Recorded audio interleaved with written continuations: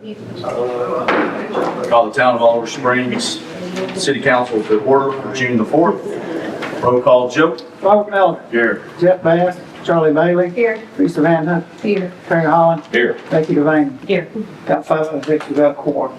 Thank you, Mr. Joe. Can you lead us in the word prayer, please?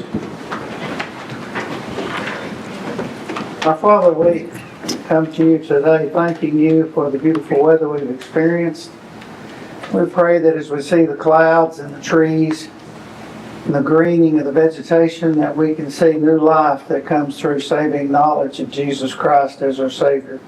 We pray that we can see your wonders, that we can be mystified by your greatness and your love, and yes, even your eventual judgment. We pray we would avoid the judgment Yes. according to your instructions through Jesus Christ. We pray for these men and women tonight as we deliberate. We pray for the citizens of our town. We ask that you would give abundantly both wisdom and give them the peace and the security and the comfort that Christ talks about in the Sermon on the Mount, where that we should be Christians and love each other and serve each other and understand each other, even though there could be differences of opinion, differences in way directions should go. But regardless, we should seek your Holy Spirit in our hearts in order that we would know not my direction or your direction, but God's direction that we must all follow. We pray for the problems in the hot spots of the world in Iran and Ukraine and Israel and elsewhere. We pray that your mercy will be extended to them, where they would experience you and reach a peace agreement that would be something that would last for many years. Yeah. We pray for our servicemen and women at home and abroad, and all the folks that take care of us in various ways, in security and fire protection and health care. Let's call these things in the Son's name. Amen. Attention, salute, pledge. I pledge allegiance to the flag of the United States of America and to the republic for which it stands, one nation, under God, indivisible, with liberty and justice for all. Amen.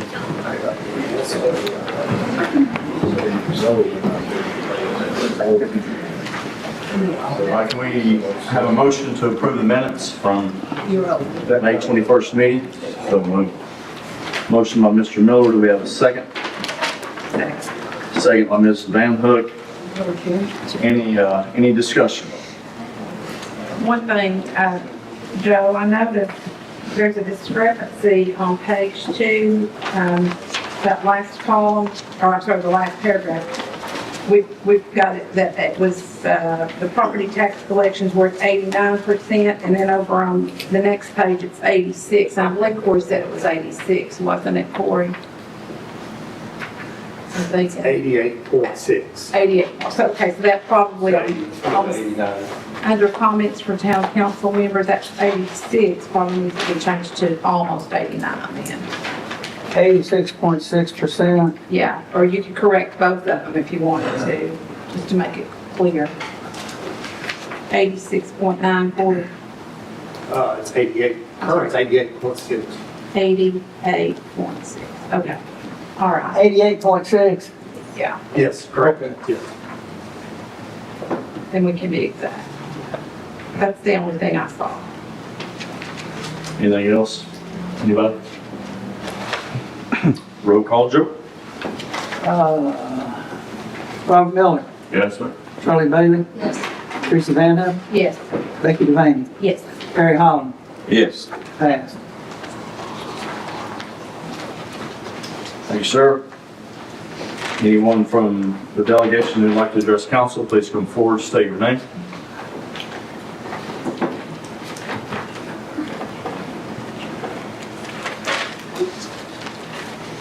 My name's Phyllis Crowe. I live here in Oliver Springs. Becky, I would like to thank you for all the work that you're going to be doing at the Red Bud Park.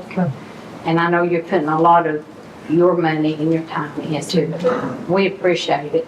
That park was your dad's. He came to us and talked to us right before he did it, he said, I got some money. He said, I want to put a park here. I said, you can put it anywhere if you want to. I said, there's other places. He said, no, this is my spot right here. So I call it Mr. Brummett's Park. But thank you for, Next week it will be complete.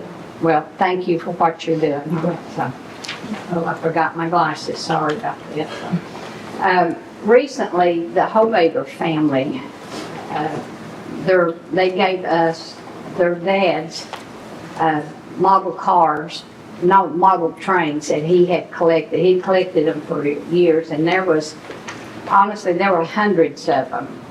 And we went down to pick them up, and I say there was like 3 truckloads of model trains. A lot of them were very expensive trains. And the family requested that we display them so that the town and the people and tourists could also enjoy them.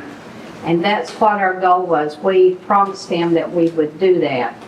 So last week, we went up there to the depot to rearrange the items that were there to make room for some shelves and redo the display cases and so forth. And the librarian told me, she said, the train room is not yours anymore. Said, Corey has given it to us. We've given it to the library. And Corey, I really wish you would have at least let us know about it, because it was a total surprise. But Jason, we had a conversation, you and I did, or a text on it. And you had made copies of the minutes from 31 years ago. Right. It was 1995. And the minutes, whoever it was, I didn't recognize the people. They had made a motion that the museum part of the depot be given 2 rooms. And throughout the years, I don't know, it was never enforced, never at all. But I don't know what happened, because it was before my time. And the only thing I know, I've been working as a volunteer for this town and with the Historical Society for over 24 years. And we have always had 3 rooms. So now we don't have a room to put the trains up in. That was our train room. But this motion was made 31 years ago. And I was just curious as to who had the time in the city to go back into the records that far back, that you would had to went through 744 city council meetings to find that little motion that was never enforced to dissolve the room of the Historical Society.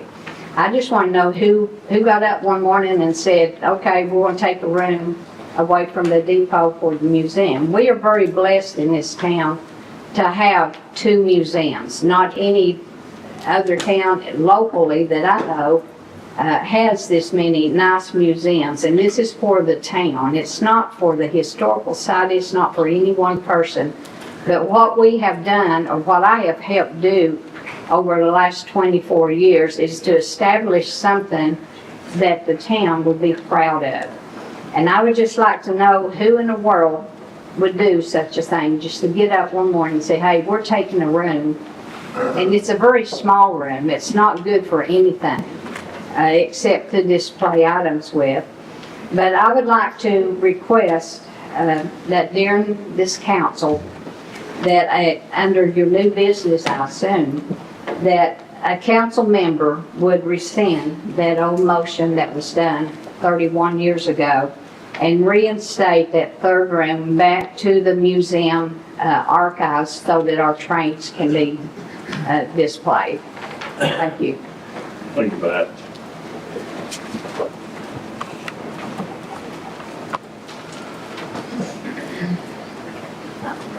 I'm glasses. Okay, I'm Jessica. I'm the librarian at the depot that Ms. Crow was talking about. So the room that she is talking about, yes, it currently shows it's like a train depot room. But the lighting in it is perfect for a seating area for our patrons to be able to read. The big picture window is just beautiful. And I'll just give you a little bit of how many people that are actually going through the library at this time. So the summer reading kickoff went wonderful, thanks to Charlie being able to help get the gym. We probably had over 200 people show up for the kids vendor event. The event on Monday, we had 42 kids show up just to dig in some dirt and find some fossils and gems, and they had a blast. Then on Wednesday, we had a local author that come and read there. We had 27 people show up for it, and then today we had 29 showed up just to hear a story and be able to do a craft. And in 2023, we had 625 visitors visit the library. Today, we're over 4,000 people that come through the library just to check books out or just to look through, the archives that we do have. We have a small collection of those that, like census, doing genealogy, or just, the activities that I have at the library. So to have that room would be wonderful for the library to be able to have somewhere that they can sit, work on their computers, or read a book, instead of just all downstairs. Appreciate it. Thank you. Thank you. Thank you. Anyone else like to approach council? Speak.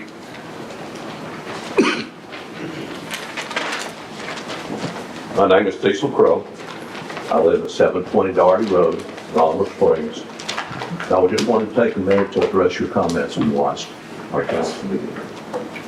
You said you were disappointed, you were embarrassed, you were ashamed, and you were appalled at what happened at the previous meeting.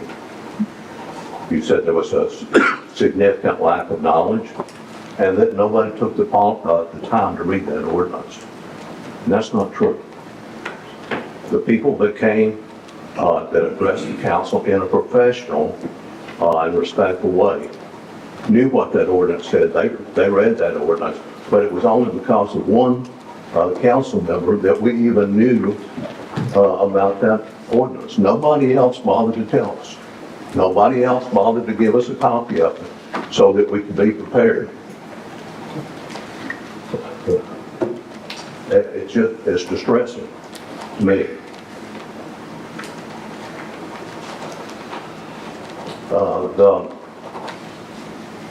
I hate that you felt like that you were embarrassed.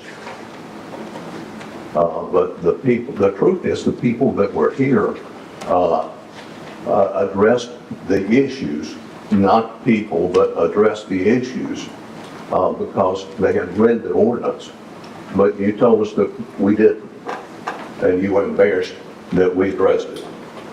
Now, when it came time for new business, there was people that got upset because it was apparent that you weren't going to listen to what we had to say, that you were going ahead with the ordinance. And they got, one of them got really frustrated. Now, that's not everybody. That's not everybody. But you also said that nobody had contacted you about clarification. We didn't need clarification. The ordinance was really plain. You said you got vilified on social media.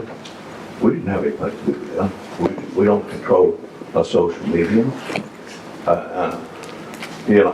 If people made an issue out of it for you personally, I'm sorry, but that's what politics are. I got significantly criticized on several times while I was mayor, but I just ignored it and went on. You said that the revenue from this ordinance would be about $2,000 a year. We got a $300,000 deficit for the last 2 years. And we're concerned about $2,000. We're focused on that rather than on our financial problems for the city.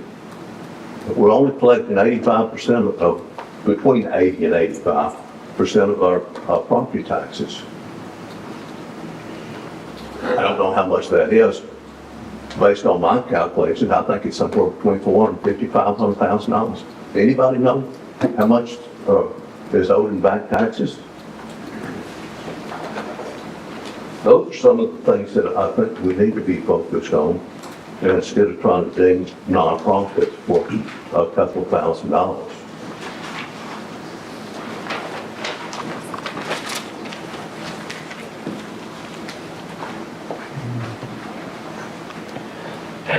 Anyone else like to speak?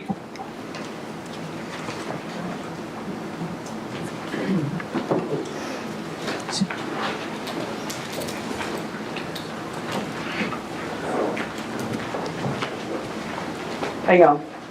I'm B, the DAB Auxiliary Commander. I just wanted to come up and let everybody know kind of what we got going on most recent. We had our meeting Tuesday, first Tuesday at 6 o'clock we eat. 7 o'clock is the meeting. We invite everybody out. The auxiliary will be having a veteran art show February the 13th from 2 to 5. We'll be doing dinner, and I thought it'd be kind of like a Valentine's date for whoever. I'd really like for everybody to come out. Let's consider it an amateur art show. Is that 2027? Yes. This Saturday, we have karaoke from 5 to 9. There's a $10 cover. That includes dinner. We're going to do the house chili and hot dogs, and I'm not sure what we'll be having for dessert. The proceeds help us support our veterans, their families, and the Tri-County communities. We had a great time last month. We do karaoke usually on the first Saturday, same time, dinner, you know. We invite everybody out. Today, the DAB built a ramp for a veteran's widow in Harriman. So if you know anybody that needs some help, you know, let us know. The DAB doesn't know yet, but I found out today the widow lady told me that we could have an oak tree that had fallen down. And so I thought, what a great opportunity for the DAB to supply firewood come this winter for those in need. And I think that's pretty much all I've got.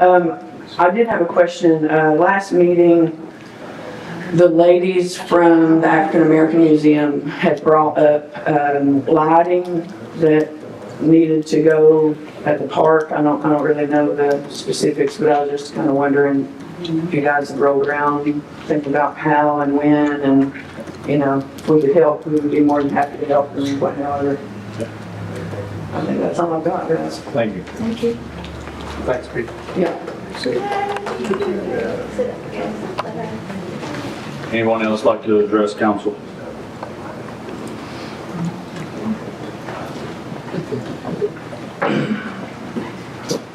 It's concerned Tom off Springs. It's concerning the library. Okay. We had a thing the other day about the kids with the dinosaur stuff at the library. We had a tree that we put in there 3 years ago.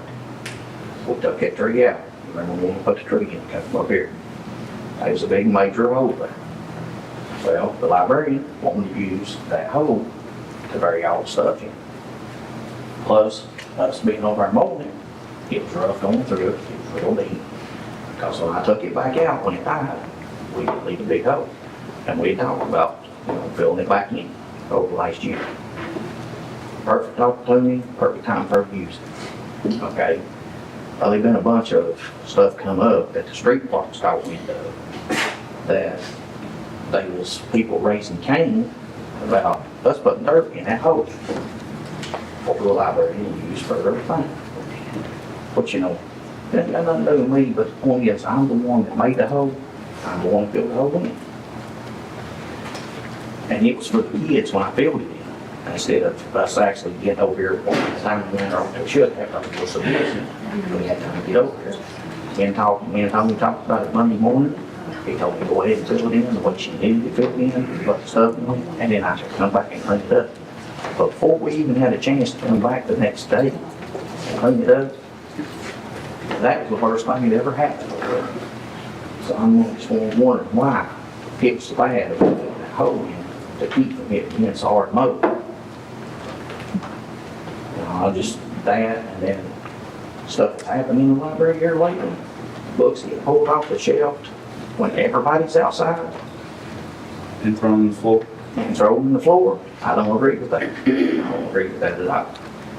So I'm to the point where I want to make a motion about the depot being the library, period. Because she's got every kid you see in here right now. It's a lot more. A lot more that comes to that library. She's not got enough room for all the kids she's got right now. And she puts one shelf in, and the books get thrown on the floor? Really? I mean, and nobody in the building? That's all I want to say about it. Thank you. Thank you. Anybody else like to speak?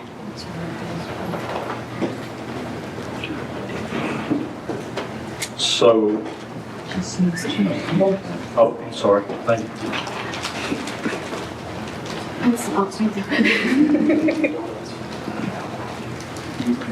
I'm Amber Coyne. I became a Oliver Springs resident back in 2021. I've loved it. It's wonderful here. And I would like to also speak on the library. With a little background, I've always been a library kid. I was always told that is the safe spot. If something's wrong, go there. If you don't know something, go there. The librarian will always help you. And I've taken that to heart. I taught that to my son. He has also taken it to heart. Now, having said that, I would also like to join in on the argument that the library needs more space than what they currently have. It would be a great community benefit, honestly, because libraries are a dying thing. It's a third space, a space you don't have to pay to go. You don't have to have a membership. You don't have to be part of a certain group. Everybody is welcome. And that is so few and far between now, especially in this digital age. Things that I have seen turn around greatly since Jessica has taken over as the librarian. It's been astounding. The library was just closed when I first got to go and see. We had to look in the windows to see the neat things in there and see the books just sitting there. Made us sad. We understood though. But when she came in, she started taking care of the space, cleaning it back up from where it had not been used as properly as it should be, and reinvigorating the library's collection. But in all of this, we've also had homeschool groups now coming in. They don't have to go to other towns. Like, as far as away as Knoxville, I'm sure they're going, because there's not many places for them to meet here. It's also a place for students to do their homework, whether they be K through 12 or college students, because not everybody has a computer, not everybody has the internet. Those are still expensive commodities, especially when it comes to a smaller town that may not have the highest income currently. She's bringing in STEM activities, which is just sparking interest in all these really cool fields for, again, not just the children, but the teenagers, the young adults. They do pay attention. We also have, of course, early childhood literacy, and I know that when she came in, that was one of your big proponents, was we get that early childhood literacy going, because that really gets them going. It sets them up for success for life and helps them with their education. But it's also opportunities for success. People have used the computers and the internet there, even recently, to get jobs. They can access various government assistances if they need it, just to give them a hand up so they can better themselves, better their lives, better their families' lives. And we've also had college representatives come by, which again, that continuing education, that people may not have been able to get to these representatives. They may not have known about these college resources that they could have actually accessed full time. So that's huge. And as far as social, touching back on that third space, we have clubs, we have workshops, we have other programs that both adults and children can just come and do. Statistically, if a person spends just 30 minutes, whether it be a week, a day, every other day, with other people instead of isolating in their house, which we are all very prone to do nowadays because it is a digital age, they are less likely to be depressed, have anxiety, and have other social issues. They also have a sense of community, which is also, sadly, a dying breed.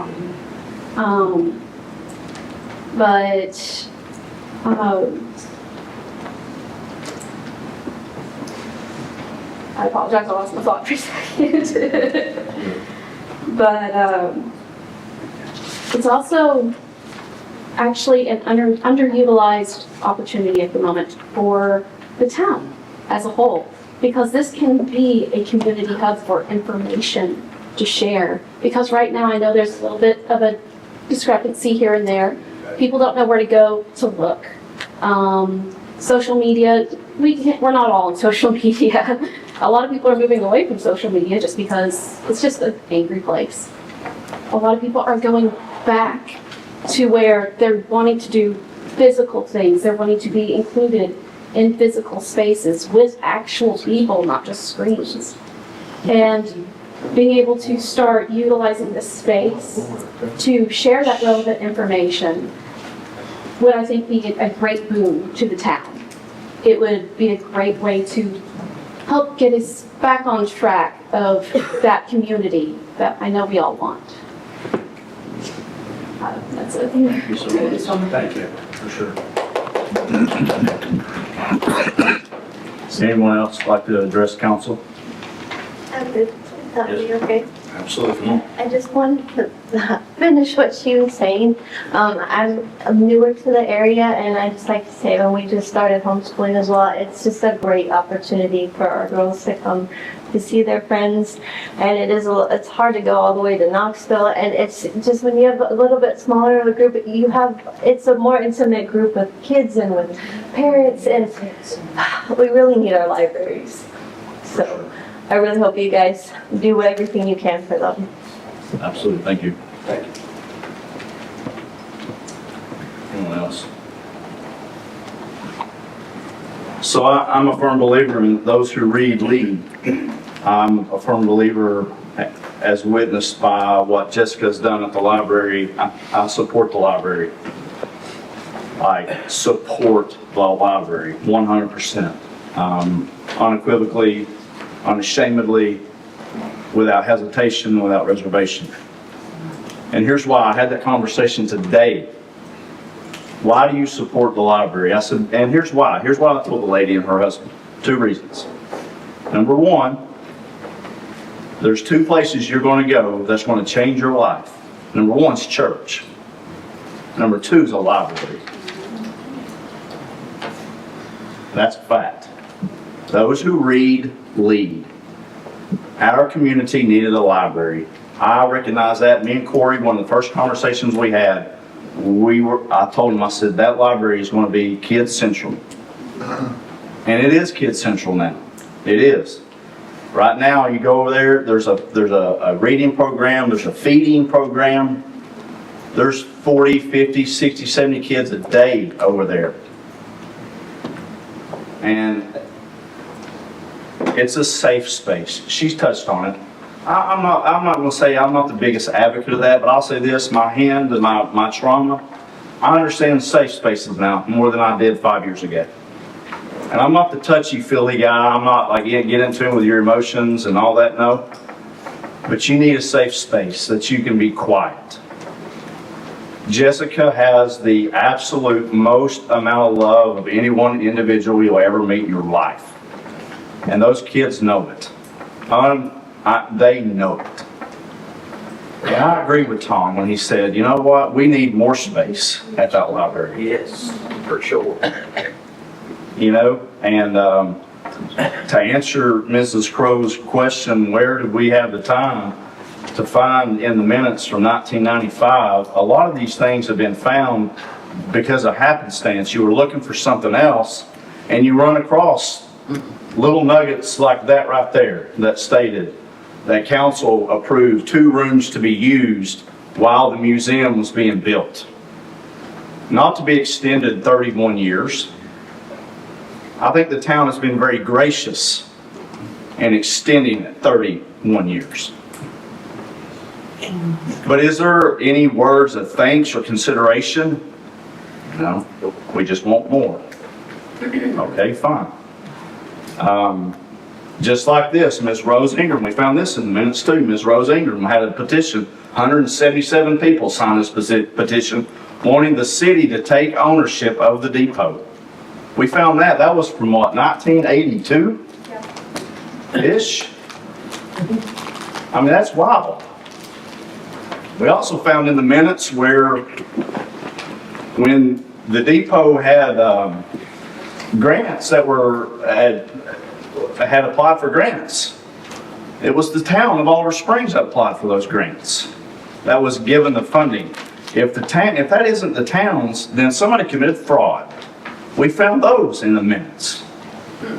I mean, it was just, this is not something we went looking for. It's just something we found. And I'll say, listen, hey, $2,000 or $3,000, not a lot of money. You're right, Cecil, it's not. When you're talking a budget deficit of $150,000, $200,000. But you know what? I saw a lady sit down on the back row a minute ago. That little bit of money was going to be reinvested back into the community, whether it was the Carmichael Park or the library, one or the other. The primary goal was Carmichael Park and bringing it further along. And you're right, it's not a lot of money. It's not. But a little plus a little plus a little over a long time equals a whole lot. And that's a fact. That's a fact. I live and die by that. And I make no reservation about that. And it was admitted in this room 1 month ago that people did not read that ordinance when they got up and spoke. It was shouted at us, actually. That's a fact too. So, you know, it's unfortunate. I love my town. I have given selflessly to this town for 3.5 years. I have tried to be equal across, and no matter if you're the poorest of the poor or the richest of the rich, you get treated the same. Because I grew up on the other side of the tracks. I know what it's like to be working class poor. And I know what it's like when you look across and you see everybody getting it handed to them and you don't. And I said, when I am the person that leads this town, I'll make sure that the least gets treated like the most, and the most gets treated like the least. Because the foot of the cross, it's level. There are no favorites. There aren't. Now, am I? Doesn't matter. I do things decently and in order, and I do things civilly. I don't do them shouting, screaming, yelling. I will give until I can give no more. I'll find solutions when there are solutions to be had.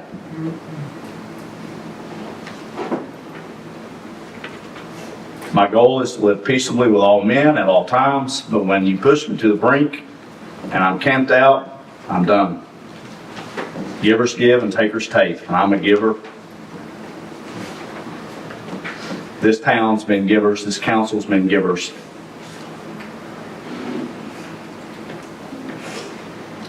I could say a lot more, I'm just going to shut up. Corey? Announcements, Juneteenth, June the 14th, Soul Food Sunday, Mandy Carmichael School Organization presents Soul Food Sunday again, Sunday, June 14th, 12:03 p.m. Location DAV Lodge, 530 Kingston Avenue. Tickets are $30 for adults, $15 for a child.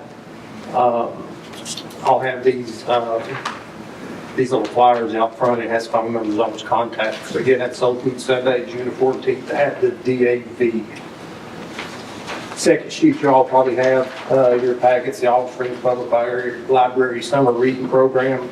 Just goes through the dates and the topics that will be covered. Again, that was the summer reading program at the library. TDOT maintenance contract, both the mayor and the city attorney have signed the contract, so this is for your FY 26 through 28. Previous, it was a one-year contract, kind of like we discussed before. One-year contract, $38,296. Current two-year contract is $73,318, which that's an average of $36,659 a year, so it has decreased. But TDOT did put a stipulation in note at the very top of the contract that they're reevaluating reimbursement rates to match the actual costs that local agencies are inflicting. So if the rates increase, the department will work with the city to amend the contract in order to incorporate new rates. TDOT also has Tri-County Boulevard on the schedule to be paved in 27. So the handout, so this is the second letter that I have sent to TDOT. It's a request to remove the grass medians on Highway 61 and 62 within the city limits. So just a little bit about this. I'm going to read the whole letter. On behalf of Town of Olive Springs, we respectfully submit this formal request for permission to remove the existing grass medians located along State Highway 6162, also known as Tri-County Boulevard, within the municipal boundaries of Olive Springs. The town is aware that TDOT has plans to resurface and improve this corridor within the next 2 to 3 years. In anticipation of this upcoming project, we believe it is both practical and beneficial to coordinate the removal of existing grass medians prior to the scheduled paving. Removing the grass medians ahead of the planned resurface project will provide the following benefits: improve traffic flow and reduce congestion on key commercial corridor, enhance safety by allowing for properly designed turn lanes, support existing businesses by improving customer access, and encourage and accommodate future commercial growth and investment. So again, I will follow up on this. It may get to the point, if I don't get a response from TDOT, we may reach out to Ken Yeager to the state just to make sure we do get this. So actually, I've already reached out to Ken this week, and I've already reached out to State Representative Rick Scarborough. In 2 weeks or a week and a half, I'll be meeting with Rick, and hopefully this week or next, I'll be meeting with Ken about this specifically. Okay. The only other updates, Airport Road, which we talked about during the water meeting, contacted Rogers Group and asked about kind of where they are on the schedule. Again, we tried to kind of corroborate us finishing the water line installation and them moving in within a couple of weeks and paving. That way we don't have to deal with the issue we're having out there right now. Rogers Group did say it would be probably within 4 to 6 weeks before we could get Airport Road paved. So Airport Road is going to be paved from the intersection of Midway and Airport all the way to the city limits. The other couple of things, we talked about the petition for the installation of speed tables on West Spring Street and Lookout Avenue. I believe Chief did do the speed studies. Right now, we just can't recommend putting speed tables on those streets. They don't meet our qualifications to put one. But we did discuss on West Spring Street about possibly putting in a stop sign. And I believe that would be at Pine Street, I think it's Pine Street, West Spring Street. So that might be something we look at to kind of slow the traffic down on West Spring Street. If that's something you all want to pursue. That's all I have. I think we'll get into budget stuff. And Actually, go ahead.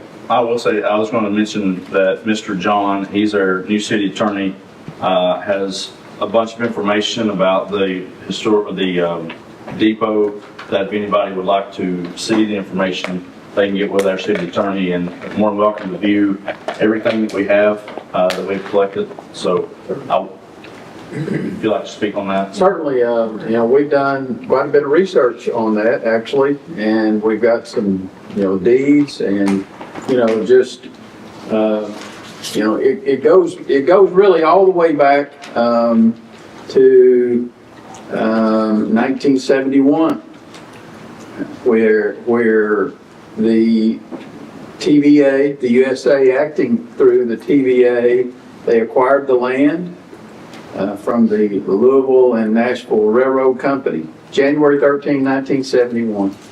So we've got the deed for that.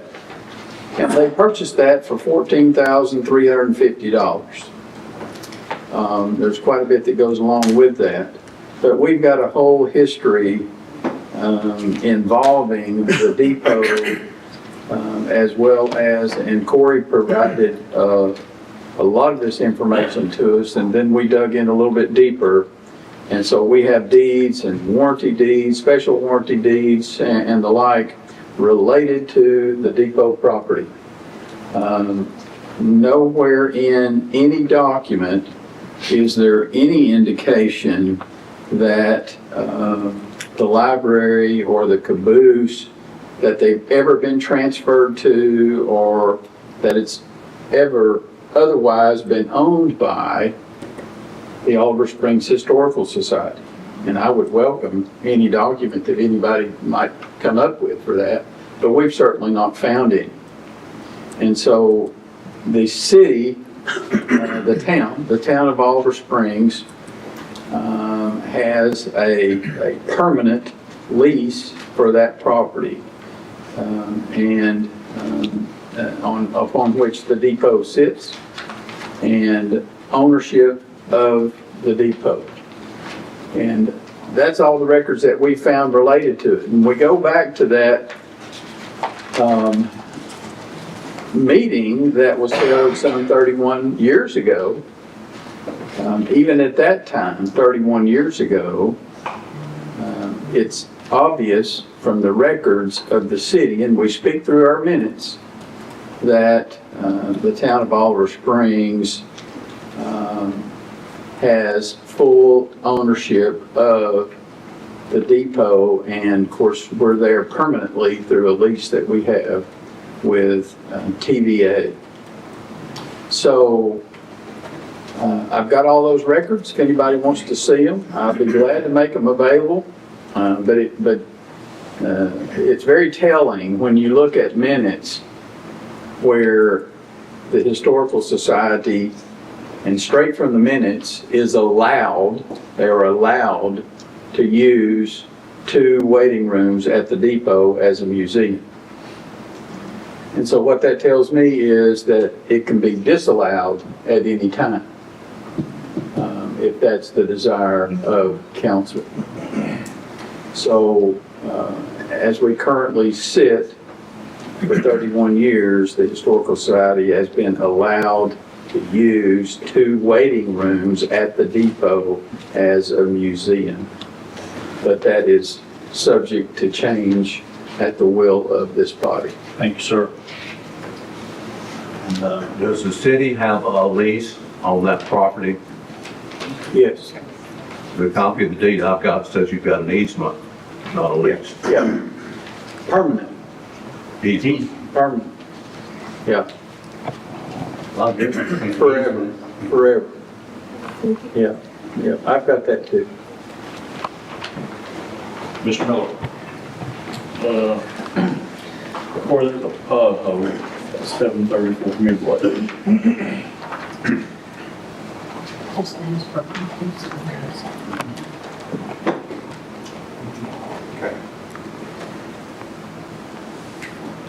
And the on Valley Drive, this end of Oak Circle, across from Ridgeview, into that culvert is, you turn in there. Whatever you're talking about, It's broke. It's collapsed right there. Somebody's turned in there with something pretty good size and they misjudged and they broke pavement and all off right there. Okay. Before school goes back, the bus goes back on there.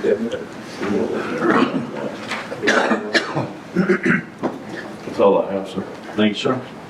Ms. Bailey? First, I want to say that I think that it's a shame for one, that we have to sit in here divided in the room instead of being all on the same page. Second, I don't think that I can agree with anything that has to do with not giving more space to the library. I see the work that Jessica puts in and the kids that she has there, and if anyone needs or deserves it, it's her, in my opinion. And also I want to say that it was mentioned that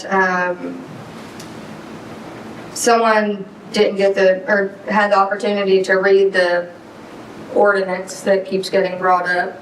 And that if we would have just ran it by you all, that maybe that wouldn't have went that way, but anybody's welcome to run for these seats up here, is how I feel about it. So I think if you want to see the notes before the meeting, feel free to run in the next election, and you can get a packet just like the rest of us every week. That's all I have. Thank you, ma'am. Ms. Van Hook. Where to start? Jessica, you do an excellent job at the library. I see your notes, I see you on Facebook. I appreciate so much what you're doing for the children in this town, and not just the children. You have projects and classes and activities for, people of all ages. Anybody can participate. You do an excellent job. Please don't let yourself be discouraged, because we're behind you. We are fully behind you with what you're doing over there. It's one of the positive things in this town. And I'm looking for positive things in this town. So we got your back. Back to what Charlie said. The ordinance from the meeting that everybody was so worked up about was not an ordinance. It was not an ordinance. There was no number assigned to it. It was a proposal. Just a proposal.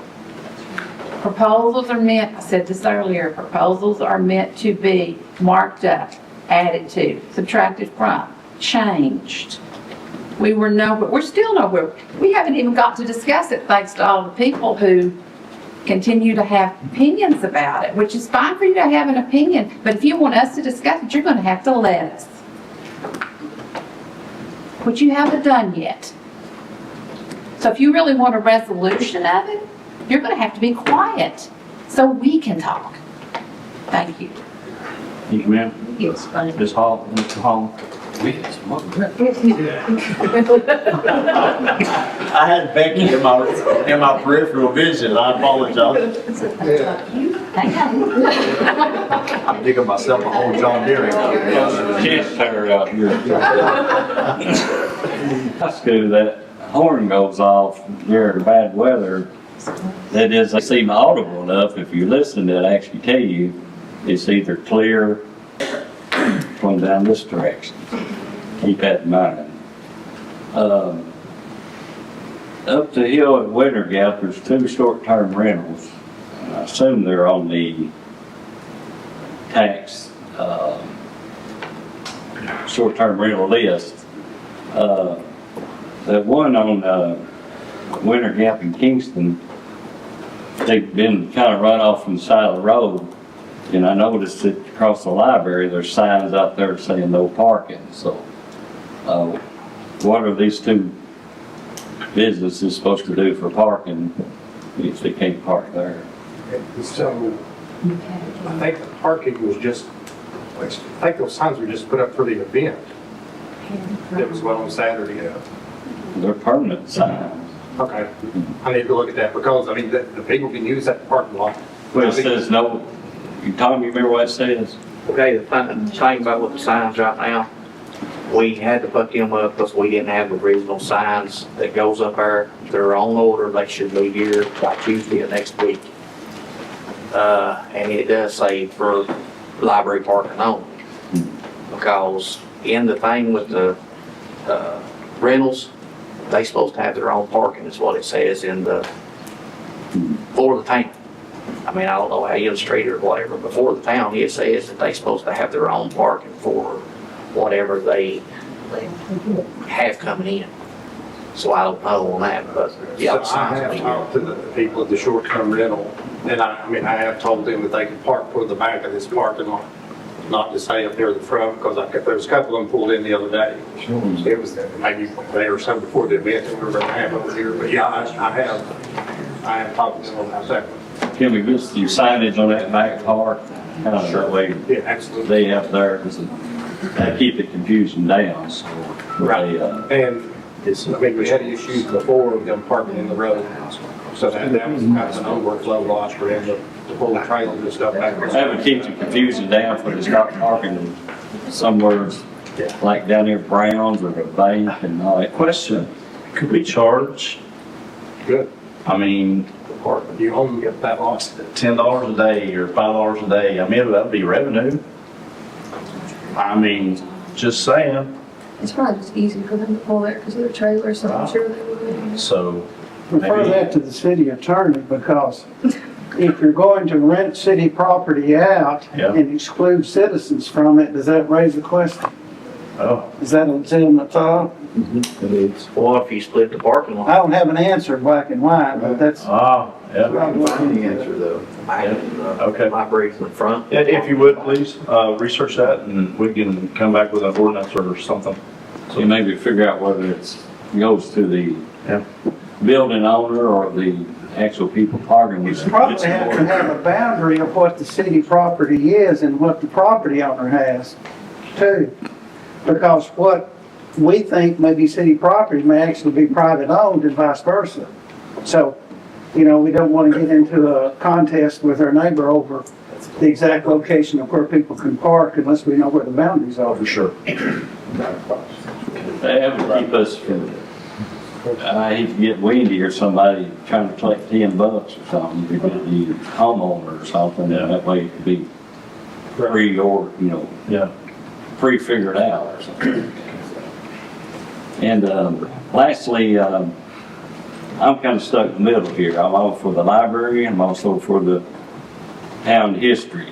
My family's got a lot of history here.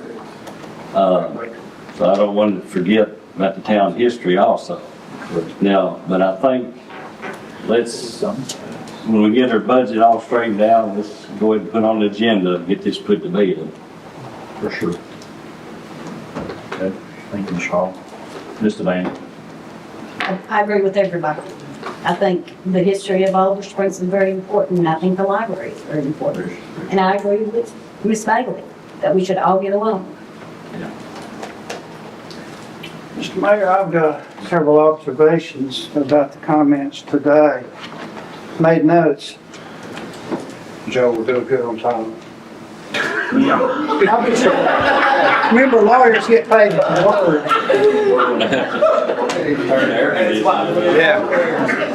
Town council is obligated to publish the agenda. Town council is not obligated to send to every citizen in town the agenda and the entire agenda packet. Town council doesn't go knocking on doors saying this is on our agenda. So in that regard, when Cecil Crowe, our former mayor who did a good job, mentioned that he was unaware of it, I'm a recorder and sometimes I'm unaware of what's happening down here because I don't have stuff in my packet, so I come to the meeting. Have to come to the meeting, but that's the democratic and the American way. So in that regard, it's the duty of the public to investigate what the legislative body is trying to pass, whether it's for a particular organization or against it, or for the public in general or against it. Now, as a footnote, it's been my experience that nobody comes to the council meeting unless they think something's going to go against them, and then they fill it up. But when it comes time for those same people to run for election, they never run. It's the little red hen theory that I won't get into. But if y'all remember that nursery rhyme, that's my favorite thought about things like this, little red hen theory. Now, the second thing is that was an events ordinance. It was not directed at the Historical Society. It was an events ordinance. It applies to all the events of which the Historical Society could be one of several or many throughout the year. And there were about 4 different ordinances, and just as several have observed, they were drafts to be discussed. Now, yes, it said to consider and perhaps pass. That wording is just on just about every ordinance, every item that is discussed in town council, has been for many years. Now, why did they do that? As a lawyer, it's a form, and you just change the words on the form and print it out for the next meeting, see? And when you, as the public, exercise your public responsibility to look at the minutes that's posted on the town, look at the agenda that's posted on the town website or out front, or come down and ask the city secretary for a copy, then you read that and you make additional inquiries, see? Now, the third thing that the police chief mentioned in that meeting was that the town's liability insurance did not want to insure the town unless they had the certificate of insurance from the Historical Society for the event, October Sky Festival. But see, the ordinance didn't say the Historical Society had to provide the town with a certificate of insurance. None of the drafts said that. It said the people having the events have to do that. And that's something that nobody talked about until Chief Laxton mentioned it. And as a lawyer, that's like taking a cattle prod and hitting me in the kidney. Because if you ain't got insurance and you get sued, you're in bankruptcy court. And to me, the Historical Society, they don't have any money. No, but they own the museum that's paid for. And if there's a $100,000 judgment against the Historical Society that the Historical Society can't get paid, guess what gets sold at auction? And I'm not trying to threaten the Historical Society, I'm just simply saying that in a broad sense, the town was doing a favor, or strike that, the insurance company was doing the town a favor by calling this requirement of the insurance company contract to the town. And the town in that regard was doing a favor to the Historical Society for calling that to its attention. We hope there's no litigation, but one does not know the future. And if the town didn't have insurance, the town has the resources. The court required the town to set the tax rate high enough to pay the judgment. And that's property tax, by the way. So you could have a 30% tax increase to pay a substantial judgment because the town did not follow the terms of the insurance contract. And see, you know, the bottom line is that there's far more underlying the placing of this ordinance on the agenda that never got discussed. And I shared with you the insurance. I didn't know about that. Nobody told me until Chief Laxton said it. And if I'd known that, that'd been one of the first things I'd said, because that rises right up here, real high. See, the goal of the town is to try and create an ordinance that will accomplish the goal and protect everybody, not to cut somebody's throat, not to cut the Historical Society's throat. So, you know, like Corey suggested, I talk too much anyway. That's what a lot of people tell me, I guess, but I guess God's blessed me with that. But I just wanted to share that these people aren't trying to cut your throat. We've got $1 million liability policy. Yes, but if you didn't give a certificate of insurance to the town, would that have breached your insurance policy where they wouldn't defend? Notice I said in the form of a question. And what the Historical Society would have to sue its own insurance company to ask for a court order to make it defend. See? And this is what I'm saying. There's two people in the room that knew that. Me and the city attorney. See? There was one person who knew about the insurance requirement, and that was the police chief. Now, they might have known it, but they didn't say it. So what I'm trying to say is that there can be many reasons that are good and valid. There could be many reasons that aren't good and valid. That's why this ordinance was considered. And for that matter, there may not be a right answer or a wrong answer, because both the Historical Society and the Town Council could be right in various forms. They could both be wrong, or they could be right to various degrees. See, lots of times it's not black and white like a lot of people think, it's gray. So I just wanted to share that because we're a small town, and I've got friends in the Historical Society, and I've got friends and a wife on town council, and we just don't need to have these hard feelings. We don't need to be upset at one another. Correct. And it's not biblical either, too, by the way. Yeah. Absolutely. See? And of course, we're all not perfect Christians. The only perfect person is Christ, and they crucified him, so think what they do to us. But to me, my goal is to march forward unified, hand in hand, to improve the town, improve the library, improve the Historical Society, improve the Arrowhead Park October Sky Festival, not to work against somebody. And if we all put our heads together in a spirit of cooperation to accomplish a goal to protect everybody and get the job done, we'll be in good shape. Thank you. I agree with Joe. I concur. Thank you. Mayor, may I have the floor? You afford me just for 1 minute. Absolutely, Doug. Joe was talking about nobody knowing things, and I'm going to toot my own horn here. In 35 years, I've been in the media.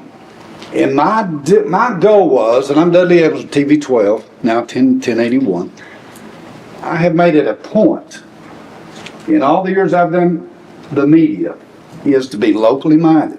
Channel 10, Channel 6, Channel 8 is not going to put on the agenda of this council.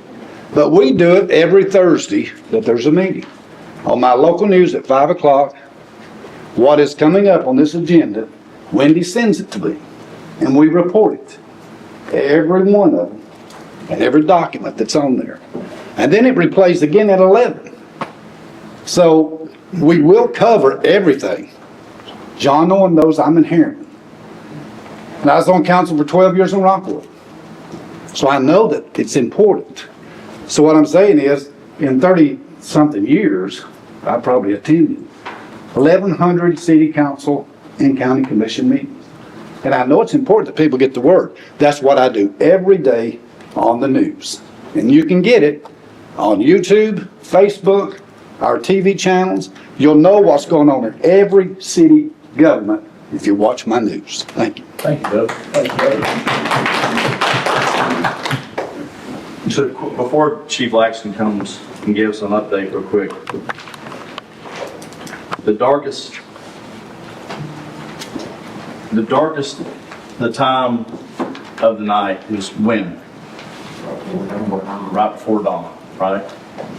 And so, as dark as things may seem right now, I hope and pray that going forward, that a new light will shine and a new era of cooperation will spring forward. That's my hope and my goal. That's my prayer. Truly. Thank you, Joe. Thank you, Becky, Terry, Teresa, Charlie, Robert. David.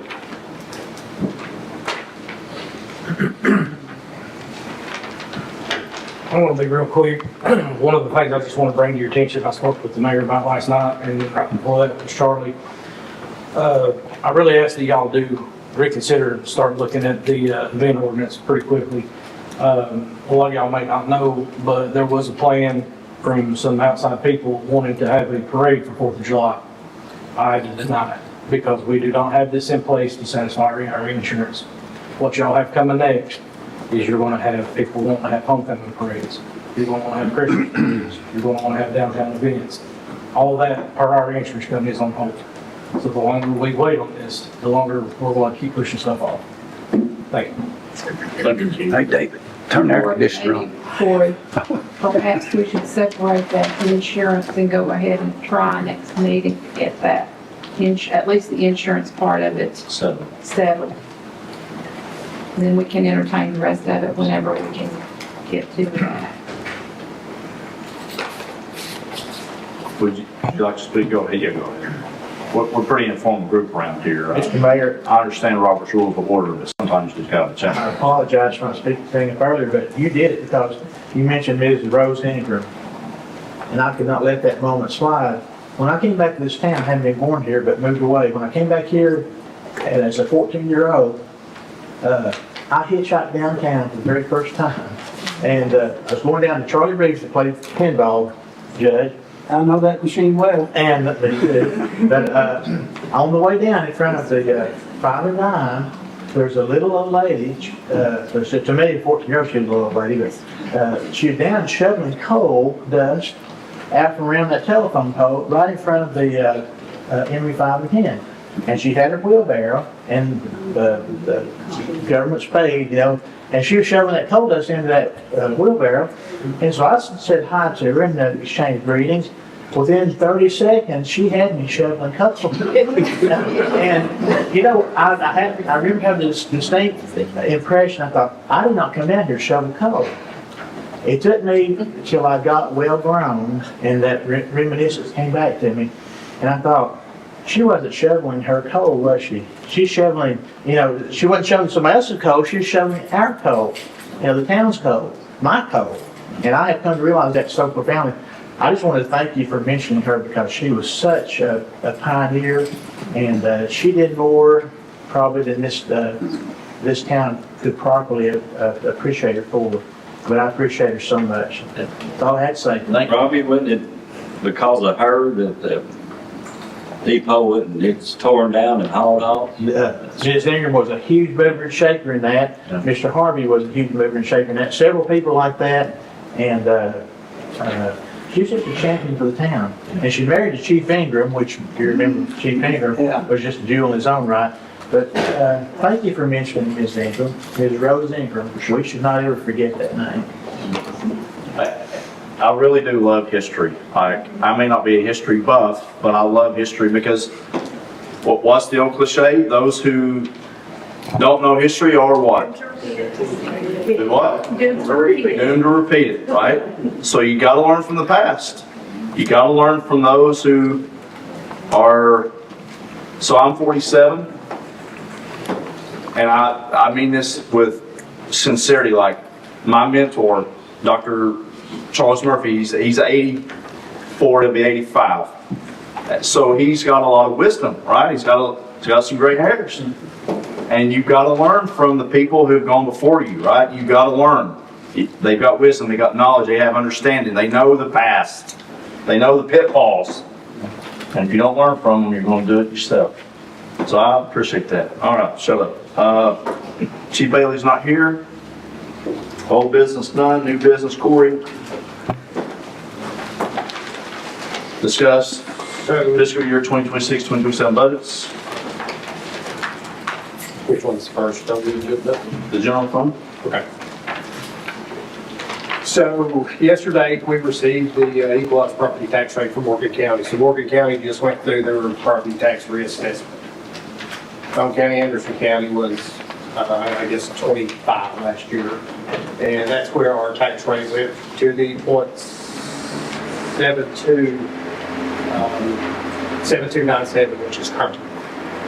So, and this was in your packet, so you got the letter that was sent to us yesterday. Now, we've also got the spreadsheet. Let's just go to the spreadsheet real quick, because that letter's got the same information in it. So Morgan County's assessment in 25 was 500, and we only have 28 parcels in the city of Roberts Springs instead of Morgan County.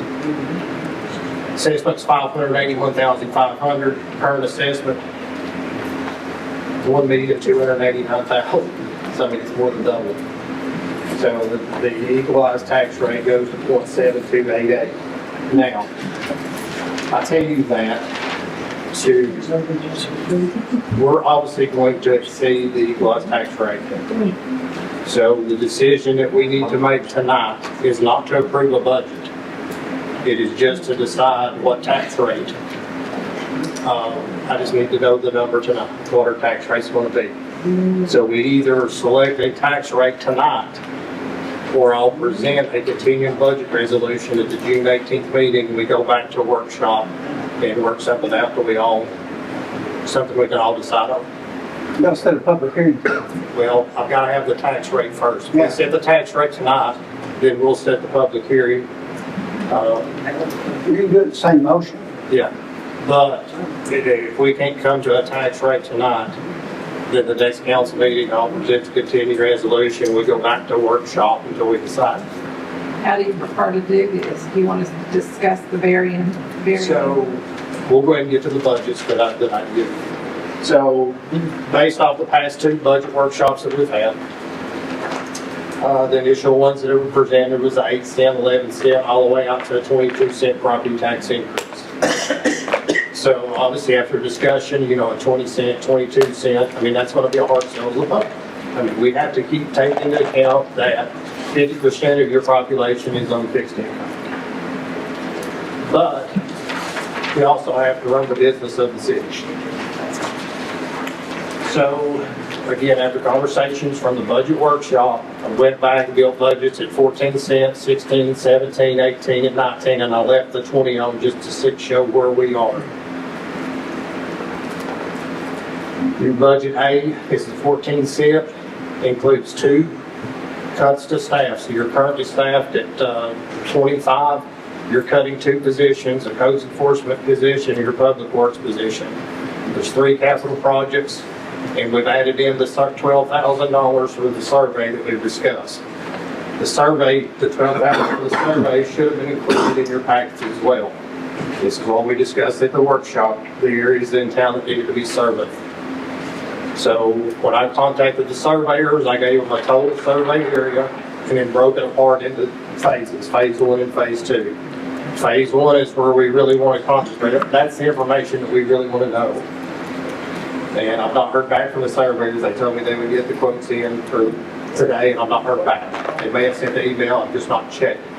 But the 12,000 would cover at least phase 1 of having that survey complete. That's the information we need to know. So that 12,000 is built into every one of these budgets. Budget B was a 16 cent property tax rate increase. Again, you're cutting 2 positions. Takes your total to 3. You're cutting in 1 codes position, 1 public works, and you're doing 4 of your capital projects. Survey projects included in your raise number 1. C, basically the same thing. C is your 17 cent property tax increase. Again, you're cutting 2 positions, total of 23. You're cutting 1 codes position, 1 public works position, and 4 capital projects, the survey project.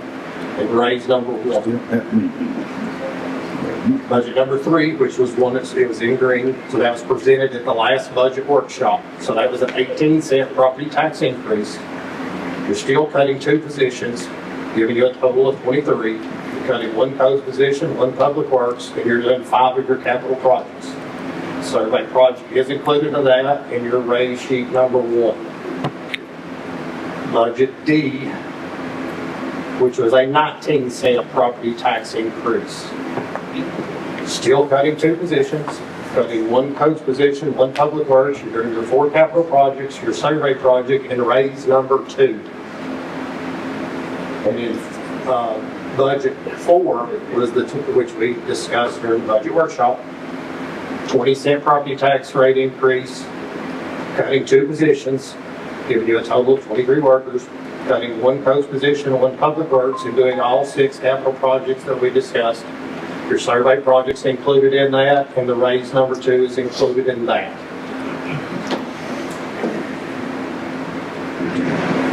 Does anybody have any questions so far?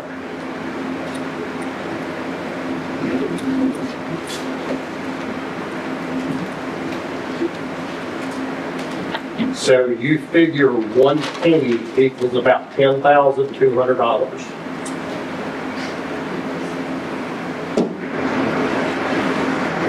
Now, if you want a comparison, 1 penny for Roane County is about $250,000. And then you've got a very small tax base.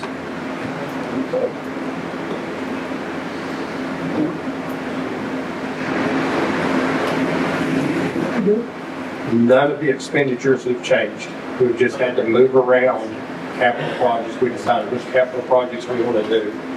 Okay, a question for you. Under number D, the new proposal, number D, exactly what are the 4 capital projects? for capital projects under D Because it's not on this sheet. is correct. Your 12,000 survey project, which that was not a capital project included, that is going to be $12,000 under planning and zoning, under contract services. So that's where that survey would be coded to. Your capital projects would be $40,000 for the police department vehicle. Now, there's more to the police department vehicle because I need vehicles for the street department and the utility department.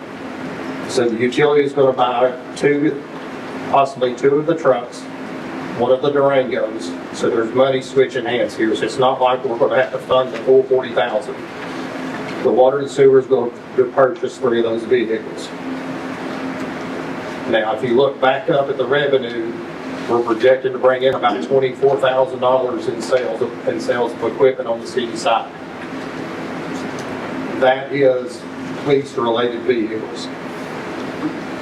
Second capital project would have been $6,000 for the fire department. That was the kind of window door upgrade. That was number 2. Number 3 is $133,000 for the parks. That's your capital projects. That's grant money where you're paving the track of the park, you're doing the LED lighting and ADA compliance upgrades. And there's $18,000 in for a new lawnmower purchase for the park. And the final item would be the $11,450 for the library. That money's coming from Roane County. So the library funded through Roane County is in all of those, every one of your budgets presented. The $133,000, which is also grant money, that's your recreational trails grant, is in all proposed budgets. I threw Corey a curveball today. And I said, what if we just had a budget that just did raises and that capital project? Well, minus the library, because the library is separate, even though it's capital, it's separate. The $133,000 for the park. And then, so it was raises and the park grant. And then we proverbially kick the can down the road one more year to see if we can pressure revenue from other areas such as property taxes. If we were to somehow manage to get that number from 86 or 88%, we budgeted, bumped it to 92, 93, 94%, and or other revenue sources. So I threw the curveball, just a thought. Right. So, I mean, you could get as low as to the 15 cent. You know, no, that's one thing that, again, you keep in mind that 50% of your population is fixed income. This is will directly affect them. But we're losing over $200,000 in revenue from other sources other than property taxes and sales tax that the town has relied on for multiple years. Looking down the road, looking at next year, we're going to have to make up $99,000 because we lose the Department of Justice grant, the other police officer. So you're going to have to make $98,000 or $99,000 up right there. So it's, I mean, there's no way around it. It's tough. I mean, this is a very tough decision. And if you look over the past 4 to 5 years, I mean, it's not an expense issue. Yeah. I mean, you've cut expenses. You're to the point now you're cutting services and positions. And that's what you're looking at doing down the road. You're losing so many other sources of revenue that the only way to make up with that is increasing property taxes or increasing your sales tax base, which we're working on. I mean, we've talked to multiple restaurants, multiple industries willing to move in here. We're just going to use property. And a lot of that stuff, I mean, they're shovel ready. If they could get the property, they're going to fly in here and build. We sat at an Anderson County Chamber Board last week, and Anderson County Economic Development Director made the comment that he's having to turn away these nuclear and energy-based companies want to move in here. They're looking for warehouse space to move into. There's no open warehouse space in Anderson County or Campbell County right now. Now, there's property, they can come in and build new. They're just looking to avoid the upfront capital cost and looking for a move-in ready building. And there's just not that available here. And I do want to point out something. Our city employees have gone 3 years without raises. 3 years. Has the price of groceries gone up in 3 years? Gas. Significantly. Gas. The insurance, my insurance rate this year phenomenally went up. Tripled on one and 25% on another. It was staggering. Homeowners went up. Vehicles went up. I think it's unfair that they're asked to bear a burden serving this town, and we've not been able to give them a raise for 3 years, right? And for the general public, they don't understand that. I hope you watch and understand that we have cut everything we can cut. We have held positions open to a point of, I mean, people are ready to check out, like, and find another place. And I couldn't say that I blame them, to be honest. So it's imperative that we give them something. And because we can't make businesses build here, and we can't make people sell, then we all have a burden to bear. And they do a good job. They do an excellent job. I mean, literally today I was on the phone with multiple guys. I mean, as soon as you call, well, I'm talking within minutes, like it's getting addressed. You don't go through a town and see garbage laying on the road, do you? No, if you call in a pothole, usually within a very reasonable amount of time it gets fixed. Culverts get fixed. It gets mowed. If I know of a problem, it gets fixed ASAP. Period. These guys do a good job. And gals. Guys and gals. Jessica's gal. So, she does a phenomenal job. Any questions? Got anything?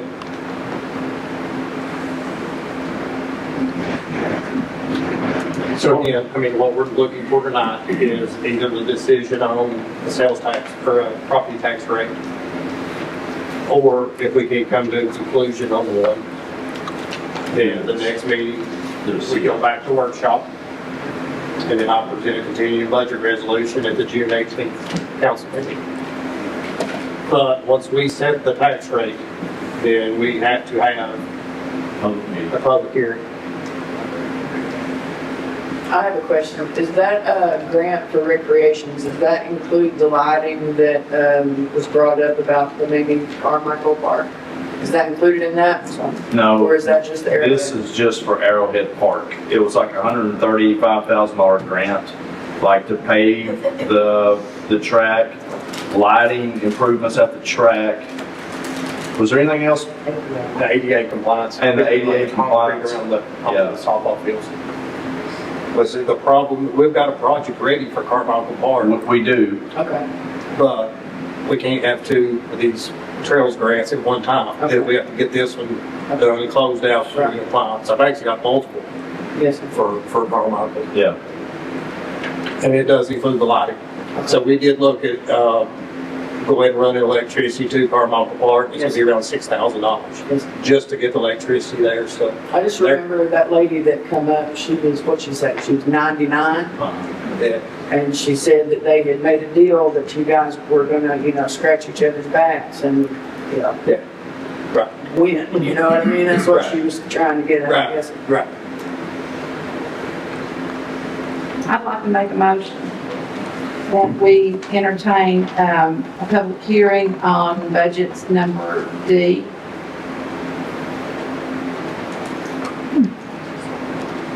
That's the 19-cent tax increase. So we have a motion by Mrs. Van Hook. Do we have a second? Second by Mrs. Bailey. So we have a motion, we have a second. Any discussion? I would just say that with this budget, with this, looking at this particular budget, we will not be able to do the roof on Town Hall this year. Correct. Corey sent someone up on the roof. There was some repair work done just in the last couple of weeks. And he had him inspect the roof carefully. He says we do have to have a new roof within a year. But we're gonna forego that plan right now. That will have to come. That will have to come in next year's budget. We will have to put a new roof on this building next year. That would allow us to do, however, all of the other capital projects that we would be able to make the police department vehicle deal happen. We will be able to do the repair on the roof and windows out at the fire department in Norwood. We will still be able to do everything over at Arrowhead Park when the grant money comes in. At the Arrowhead Park, we'll get another zero-turn lawnmower. And the library will have their grant.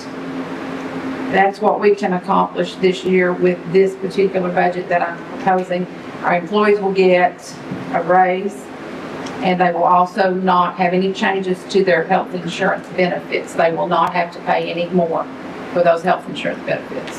That's what's included in this budget that I am proposing. And I really regret that we had to take the roof repair out, but since the gentleman who was a good roofer assured us that he felt like we could get one more year out of it. We're trying to stretch our money as far as we can and do the best we can for this town. We really are.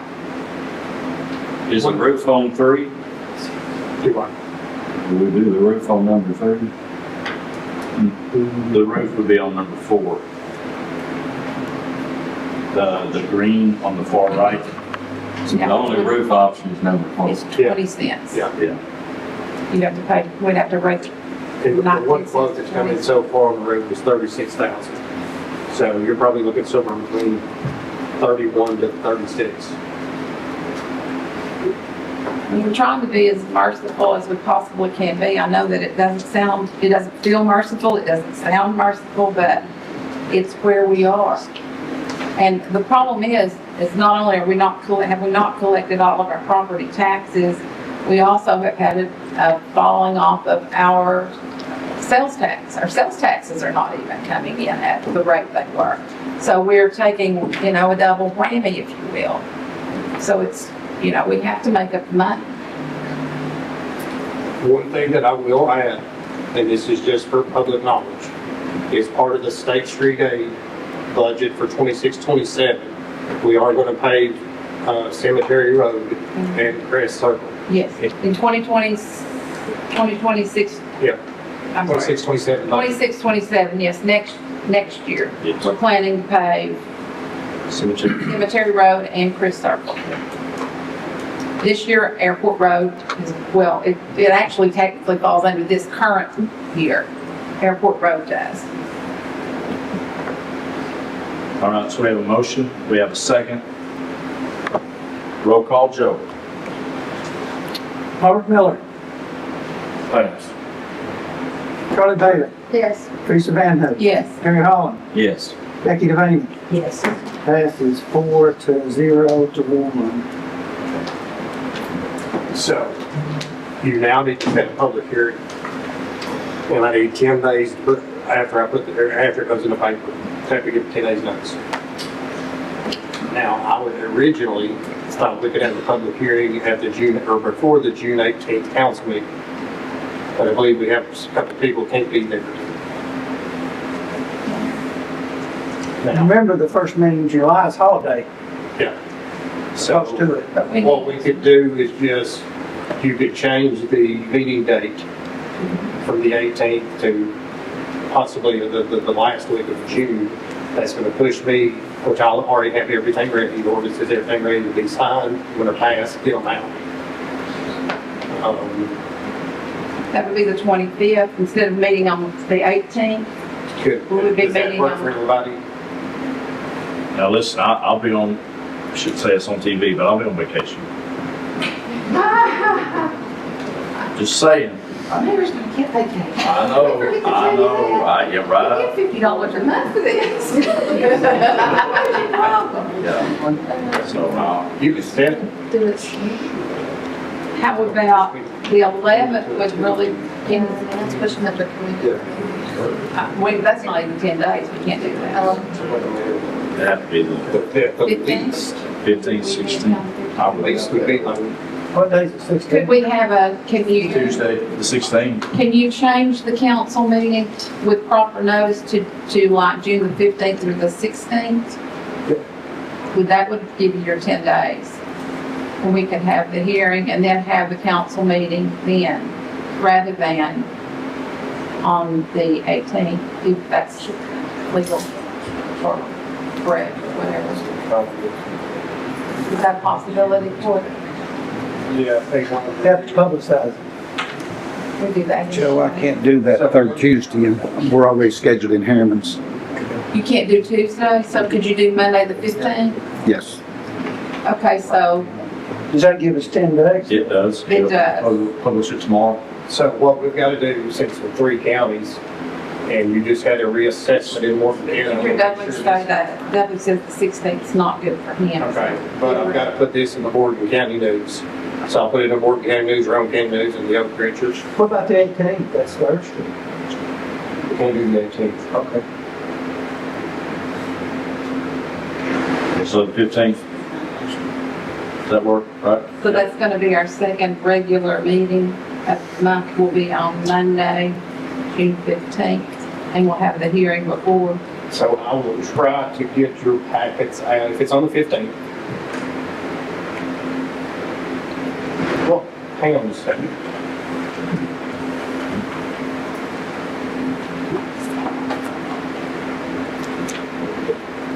You can still have your council meeting on the 18th, Yeah, as long as we have a quorum, correct. Correct. because you've already set your tax rate. Right.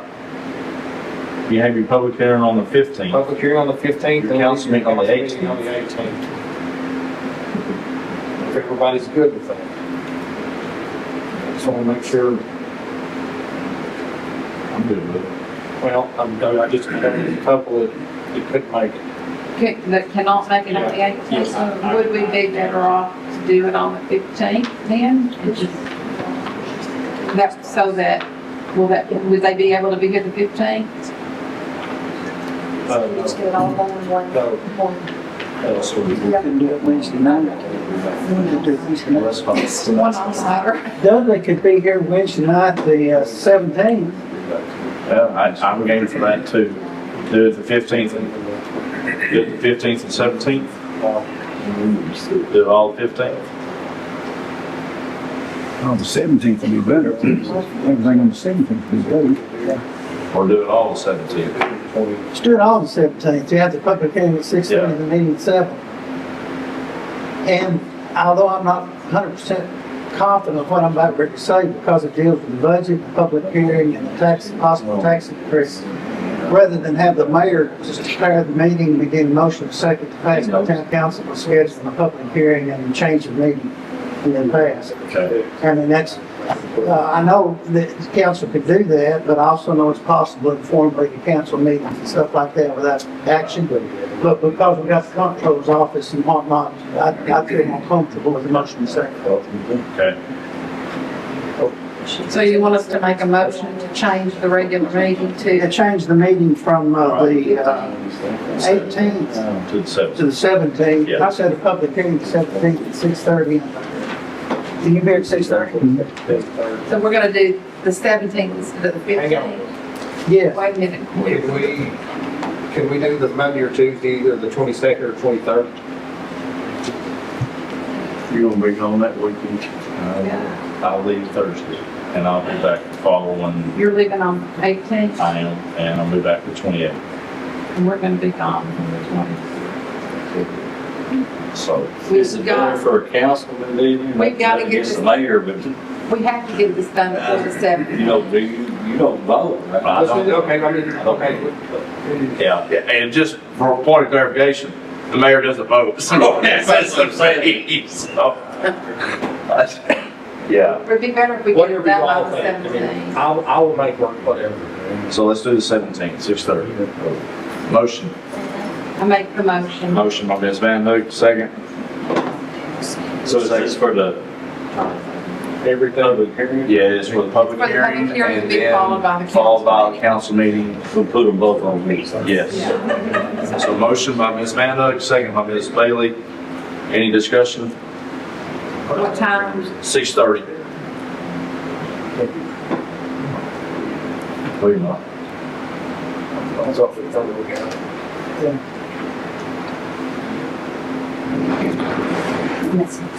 It's at what time, 6:30?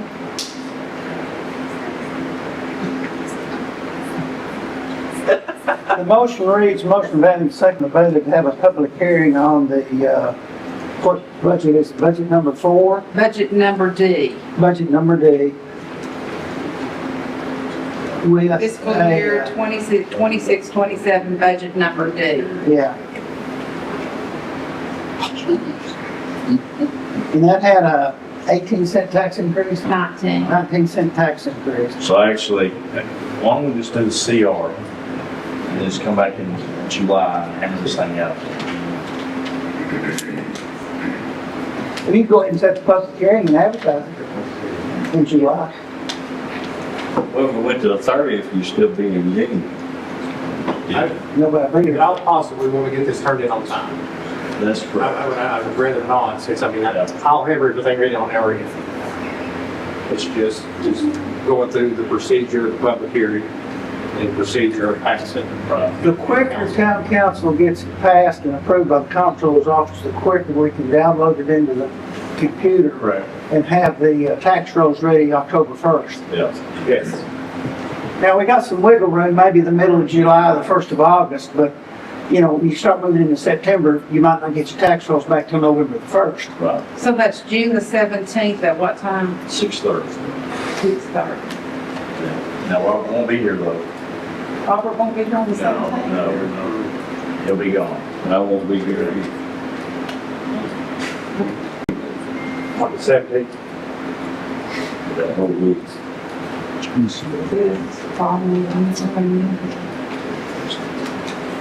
In my case, it was done last year. So I'm really glad.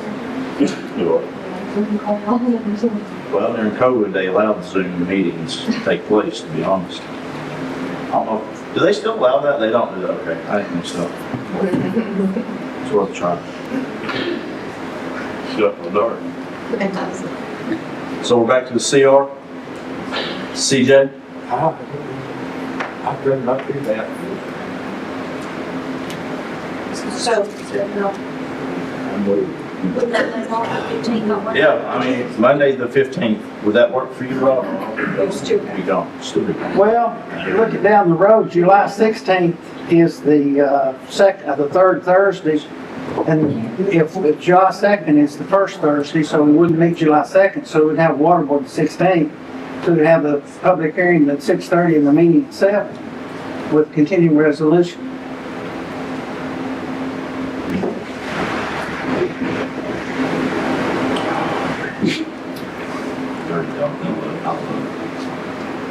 Now, I would think if there's an oral motion for continuing budget resolution, because once it's made oral and I put it in minutes, it's in writing. Right. We wouldn't necessarily have to have a separate stand, and if the auditors require it, then we could draft it later on and pass it to make it retroactive. If we need to. If any way possible, we will submit on time and not go to any resolution. So, what about the June 29th? That give me a day to get everything turned in. 29th, well, But we'll do, we still have a quorum meeting. We should. We do the 29th. And this Bass shows up. Will you be here the 29th? You do, I'll be back 20. Okay. But then you be leaving. About 27. 28th, I'm sorry, we'll do the 18th. Well, see, we'll be gone for 28. So if you leave the 18th, how many are you gonna have here? Who will be here You're the gonna have 4, 18th? the 18th? We'll be here the 18th. You might be, right? No, Yes. not till the 20th, I'm right back to the 20th. I'll be here when I, You'll have as long as that Saturday, I can be. That will be full. Right. On the 17th, that we're talking, on the 18th.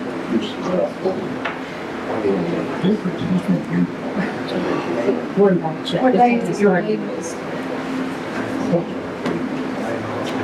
Oh, tomorrow? You think I'm off? Oh, it's not doing all So let's just, right, 17th?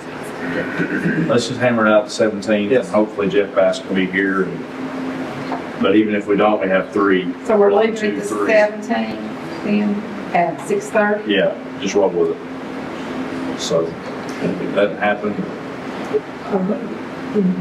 cross that bridge. You'll be here, he'll be here the 17th, we will. Yeah. And Becky will be here the 17th, and he won't be, and you won't.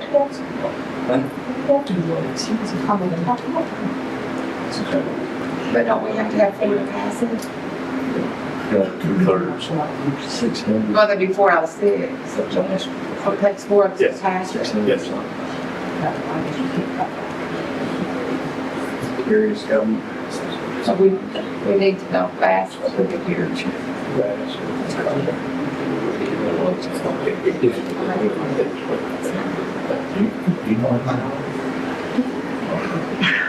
Yes. All right, we're good. Go ahead. Yeah. Roll call, Joe.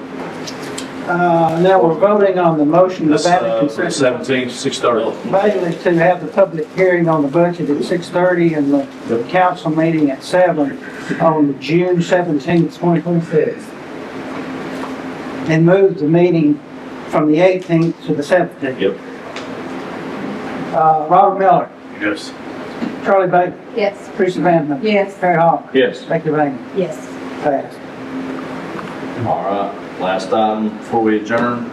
July the 4th, we will be having fireworks at the park, along with a huge event that whole day.